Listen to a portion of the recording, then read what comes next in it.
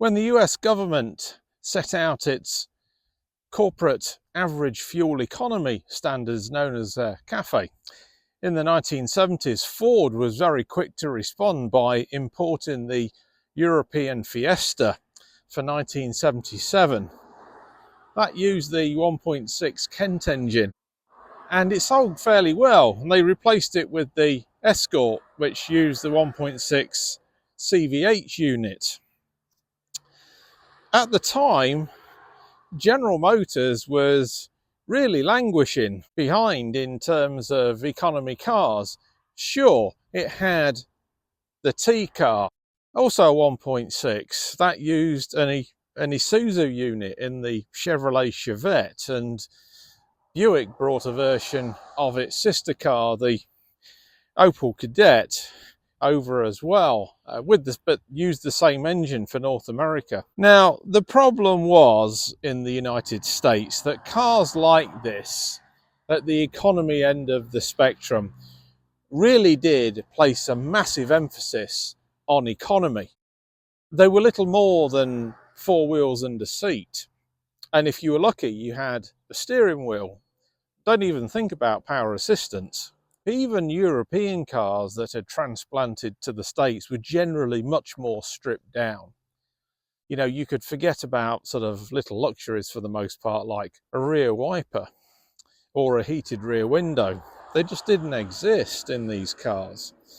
Now, in the 1980s, GM started getting a bit more serious with the Chevrolet brand, with these small economy cars, and it introduced the Swift in 1985 or 86, I believe, and that was essentially a partnership with Suzuki. That car nowadays almost has a cult following, as did its more renowned, shall we say, successor, which was the Geo Metro.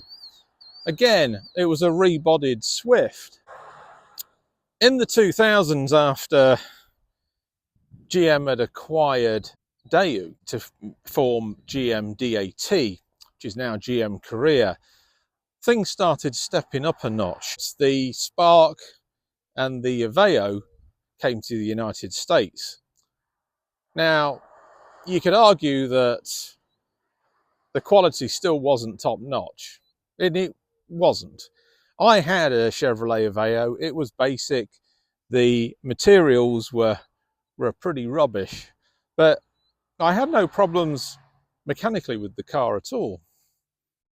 But things have come a long way since then.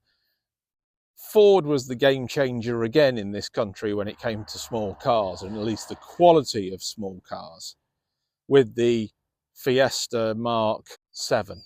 But it was also priced accordingly. It was priced much more in accordance with the European styles of pricing. There was a lot more quality. The engines were state of the art, and it drove like a much more modern car. It was equipped like a luxury car as well, comparatively speaking, compared to what had gone before it. And GM responded with the T300 Aveo, which it called the Sonic in the United States. Extremely good car. But then things changed all over the world. I'm Darren, and this is Auto Atlantica. What happened was that the whole world became besotted by crossovers. A vehicle like this, it looks like a hatchback, but it's got a raised ride height to give it that sort of like off-road feel. People like to ride higher with a more commanding view of the road. This craze isn't unique to North America. It's all over the world, as I've said, and this has put vehicles like the Fiesta out to pasture, even in Europe. So what we have here is a 2024 Chevrolet Trax. Now, a bit of history on the Trax. First appeared at the 2007 New York Motor Show. As a concept, and production Trax was essentially a rebodied Opel Mokka, or Buick Encore as it was called in this country. That car was replaced in North America by the Trailblazer. It had a Buick cousin, the Encore GX. And these were all new. They were powered by inline 3-cylinder engines. It's on an all-new platform too, the VSSF. But then GM did something really strange 2 years ago. It introduced a car that was based off the same platform, but it was 10 inches longer and an inch lower. And that's what this is. The Buick version is called the Envista. Now, while this looks like the Trailblazer, and while the Envista, which we had for an evening recently, looks like the Encore GX, they share no body panels at all.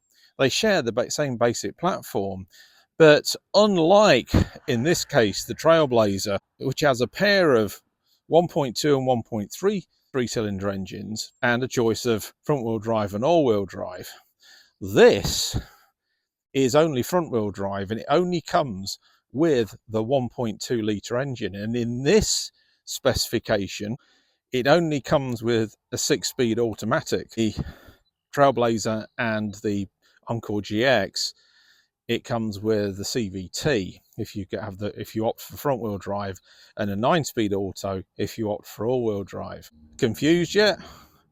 Now, this car starts at a tad under $20,000, which in this day and age is a bargain. This particular one is a mid-range LT. As fitted with its options, this weighs in at about 25. That's about $2,000 more than a base LT. You have a 1RS between the base LS and the LT, and you have a 2RS, which is a step above this one. And those packages are essentially blacked out appearance packages, very attractive. But the difference between the 2RS and the 1RS visually is that you get slightly larger wheels, and you get the roof rails as well, like this car has.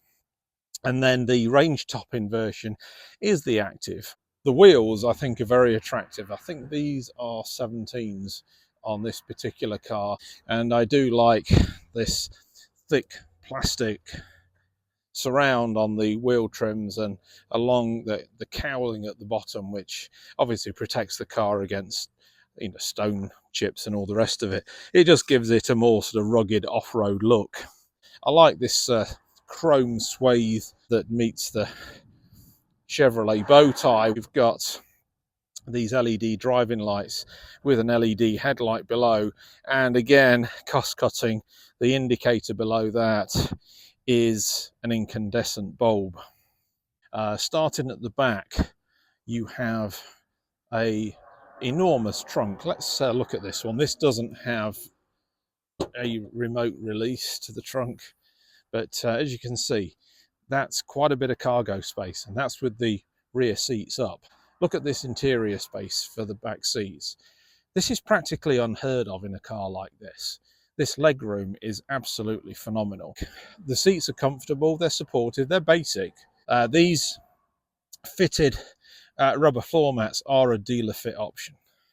Much of the switchgear is standard GM, but I like some of the design details in this, which you don't normally find in a car that's this price.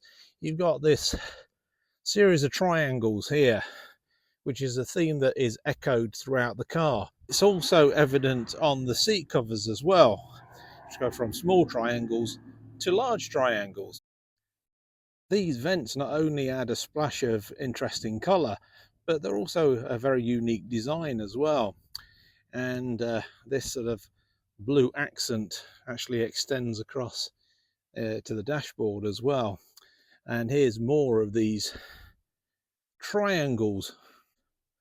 Now, at first glance, this looks like the Buick setup in a sort of shell-like shape, but it's two screens like this, just in one panel.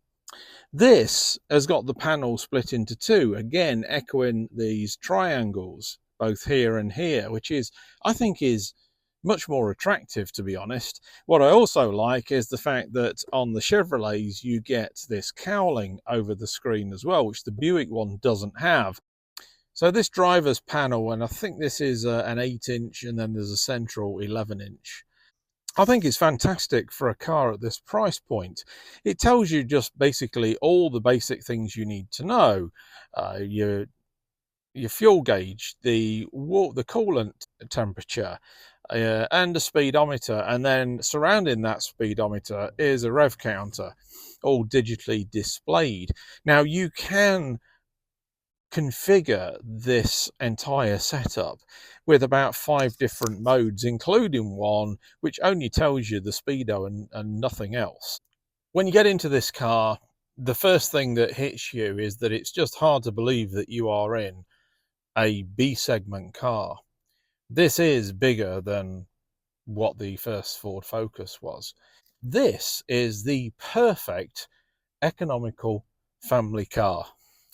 The 1.2 litre turbocharged 3-cylinder that's in this will put out 137 brake horsepower and about 168 pound-feet of torque. So it's got enough to get out of its own way. The controls are beautifully laid out. It's very ergonomic.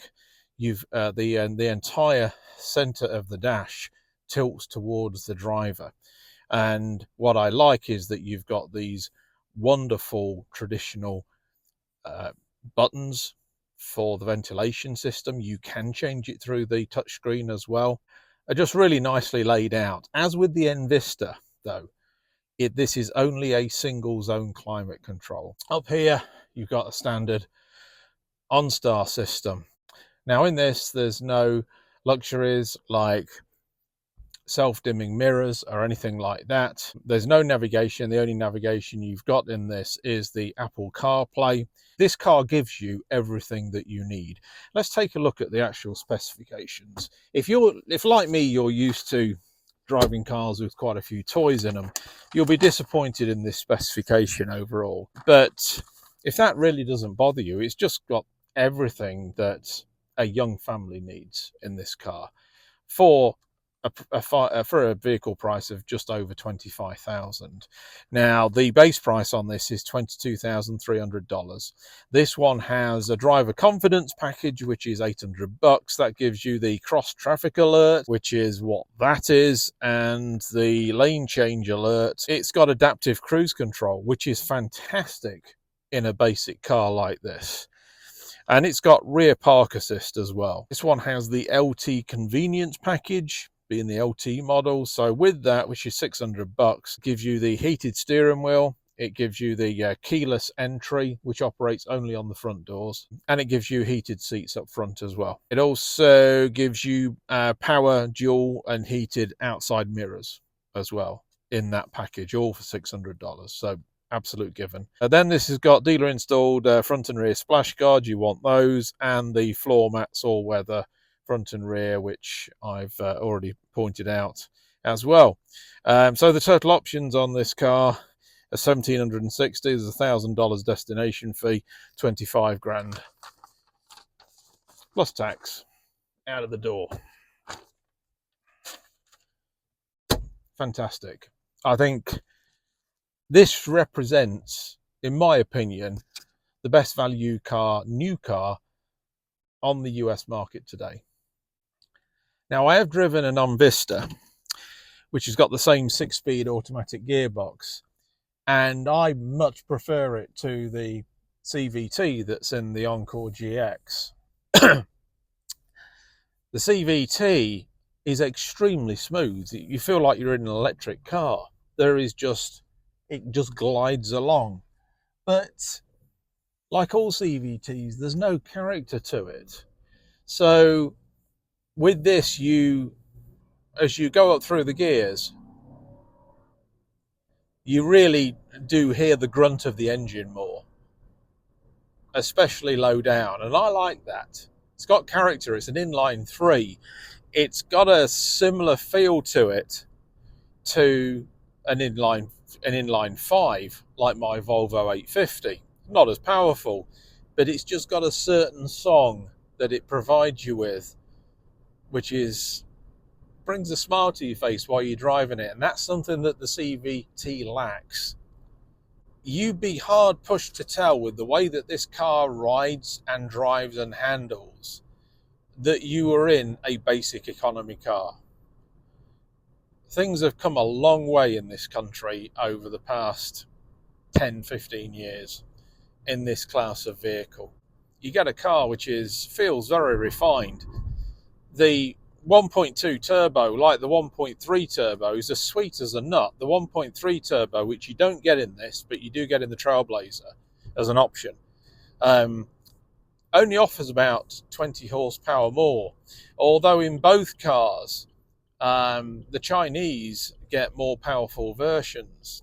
Oh, looky. I've seen this 850R around locally quite a lot. I want to speak to that guy. The Invista and this car, you can opt for a 1.5 litre turbo that puts out 181 horsepower. That I would love to sample in this car. Now, I was a little bit concerned knowing that it was lower with regards to how it would feel inside, but I've got plenty of headroom still in this. And visibility is fantastic all round. This does feel like a more raked windscreen compared with the Trailblazer, and you've got slightly slittier side windows, but and that is a slitty rear window too. You do feel like you're in something that is much more expensive than it actually is, and it's a car that I think kind of transcends like social boundaries as well. And you wouldn't feel out of place in this, whether you were a young family just starting out, or if you got a few quid and you were going to a place like where I'm going to now, which is a winery. Yeah, lovely car to drive. Don't be put off by the fact that this is a 1.2 litre engine. It is more than capable. It's very sprightly. It can hold 4 people quite easily and in comfort. And, you know, if you've got kids with all their paraphernalia, it can carry all that too. This is a cracking little car, and for $25,000 that this particular specification is, with the options that are on it, I think it's hard to beat. The cost cutting, though, immediately becomes apparent with these rear lights. They're very attractive, but these are all incandescent, and you've essentially got the old style 2 filament bulbs, a tail and indicator light, and then a brake light incorporated as well. That kind of setup, of course, isn't legal in Europe, but it is in the States. So there we have it. That's my review of the 2024 Chevrolet Trax. I think this is a wonderful car. It's exceeded all of my expectations without a doubt. I do think that this is the best value car that's on sale in America, new car, today. I'm Darren Walker, and this is Auto Atlantica.